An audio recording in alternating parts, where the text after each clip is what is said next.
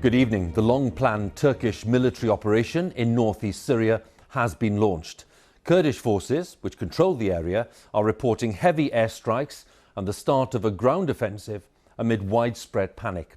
The Turkish decision was prompted by President Trump's announcement that US troops would withdraw from the region, where thousands of captured fighters from the Islamic State group are being held by Kurdish forces. Well, President Erdogan of Turkey says that his aim is to create a so-called safe zone cleared of Kurdish fighters. The Kurds were key allies of the US in defeating Islamic State, and they say that they've been betrayed by President Trump.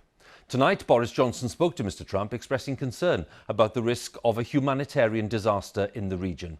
Let's go live to our international correspondent, Orla, Guerin, who's on the Turkish-Syrian border. Well, yes, within the past hour or so, we had that confirmation from the Defence Ministry here that the ground offensive is now underway. Turkey has moved very swiftly today, a unilateral action by a NATO nation that has been widely condemned. Britain has been expressing concern, saying that the Turkish assault risks undermining the progress that has been made against the Islamic State group and could destabilise the entire region. And already tonight we are getting reports from one monitoring group that at least 10 Syrian civilians have been killed. In Syria, a new round of warfare. The town of Ras Al Ain under heavy bombardment. One of several just inside the border in the Kurdish-controlled northeast.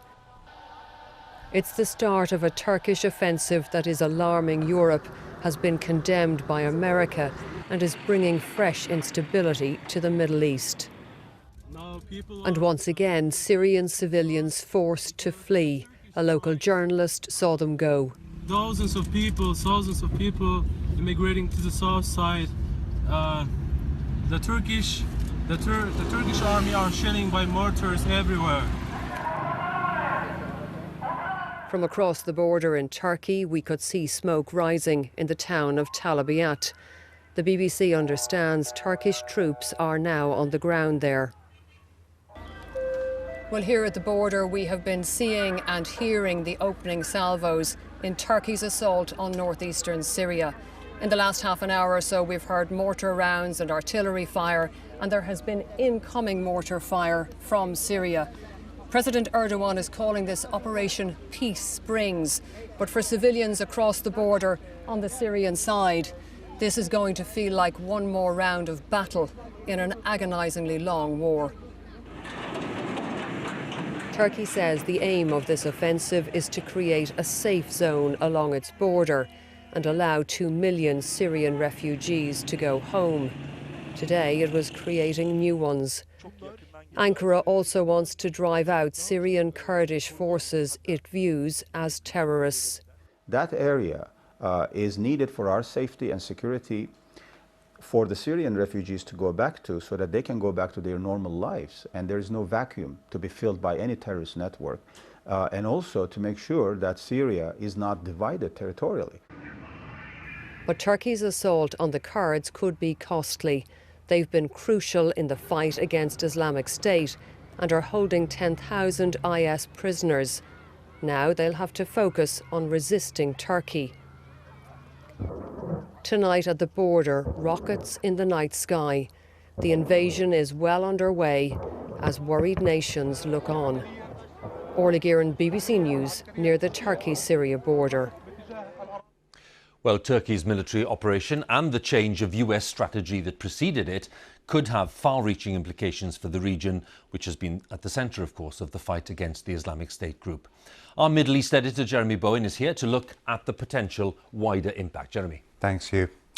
Well, Turkey's President Erdogan says that he's ordered the operation to close what he calls the corridor of terror along the Turkish border. It's this strip of territory in northeastern Syria, and it might turn into a corridor of disaster if his critics and enemies are correct. Several towns were hit in the first hours of the Turkish offensive. That meant civilians were faced yet again with the terrible choice of abandoning their homes and risking the dangers of the road, or staying in the firing line. In Washington, President Trump gave the green light to the Turkish plan and says he's had enough of the region. The worst mistake that the United States has ever made, in my opinion, was going into the Middle East. It's a quagmire. We're up to close to $8 trillion, and we're bringing our folks back home. The Turks have made their move because of their long and bitter battle with Kurdish separatists. This was fighting in one of the mainly Kurdish towns in eastern Turkey in 2016.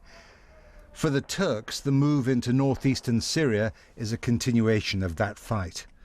Kurdish separatists in Turkey, the PKK, have strong connections with Syrian Kurds. The Turkish state regards all the armed groups as terrorists. But it's much more complicated than that because of the fight against the jihadist extremists of Islamic State. While the US, Britain and others bombed the self-styled caliphate, as IS called the territory it seized, most of the house-to-house combat was done by the same Syrian Kurdish fighters that Turkey is now targeting as terrorists. Since the caliphate was destroyed and recaptured, Kurdish fighters, women serving alongside men, have been a key part of the battle against the remnants of IS. The job isn't over. The caliphate is gone, but the ideology and sleeper cells remain. Now, Kurds of the SDF, Syrian Democratic Forces, say they can't continue fighting IS if they have to fight Turkey, and IS has potentially been handed a big opportunity. There's also a big question about IS prisoners, most of whom are guarded by Kurds. With Kurdish attention elsewhere, the dangers of a jailbreak could increase. So the biggest losers in this so far are likely to be those Syrian Kurds who fought with the Americans and their Western allies, and now they feel betrayed. Russia, key allies of the Assad regime further south in Damascus, will be delighted to hear that President Trump wants out of the Middle East. And the risks now include an IS revival, more misery for civilians, and a deeper destabilization of a fragile land. Jeremy, many thanks again. Jeremy Bowen there, our Middle East editor. Well, President Trump, as we said, has issued a statement saying that the United States does not endorse the Turkish attack and that he'd made clear to Turkey that it was a bad idea. Let's talk to our North America editor, Jon Sopel at the White House. John, when Donald Trump says it's a bad idea, does he actually mean it? Well, that's the central question that he has to answer. If he thinks it was such a bad idea, why on Sunday night did he agree in a phone call with President Erdogan and then put out a statement later that the long-awaited assault would start soon and American troops won't be in the way? There were only 50 US soldiers, but all the time that they were there on the ground, there was not a chance that President Erdogan would have launched this offensive with the risk that American blood might be spilled. And so very few soldiers were keeping the peace. And that is what has enraged so many Republicans as well as Democrats in Washington.